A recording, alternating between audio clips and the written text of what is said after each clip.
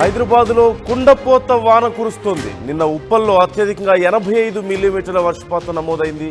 మారేడ్పల్లి, శేర్లింగంపల్లిలో దంచి కొట్టింది వాన. కాప్రా, సికింద్రాబాద్, ముషీరాబాద్లో కూడా భారీ వర్షం నమోదైంది. తెలంగాణ వ్యాప్తంగా విస్తారంగా వర్షాలు కురుస్తున్నాయి. రంగారెడ్డి, మహబూబ్ నగర్లో ఈరోజు కుండపోత వాన కురైపోతోందంటూ వాతావరణ శాఖ హెచ్చరికలు జారీ చేసింది. నిన్న రంగారెడ్డి జిల్లాలో 144 మిల్లీమీటర్ల వర్షపాతం నమోదైంది. నిజామాబాద్, నిర్మల్, నల్గొండ, ఖమ్మం, మహబూబాబాద్, వరంగల్ జిల్లాల్లో ఉరుములతో కూడిన వానలు పడవచ్చంటూ వాతావరణ శాఖ అంచనా వేస్తోంది. ఏపీ వ్యాప్తంగా కురుస్తున్న భారీ వర్షాలతో ఇప్పటికే ప్రజలు నానా అవస్థలు పడుతున్నారు. విశాఖపట్నం, అనకాపల్లి, ఎన్టీఆర్ జిల్లా, గుంటూరు, కృష్ణా, ఒంగోలులో భారీ వర్షాలు కురుస్తున్నాయి. రేపు బంగాళాఖాతంలో అల్పపీడనం ఏర్పడుతున్న తరుణంలో వర్షాలు కొనసాగే అవకాశం ఉందంటున్నారు.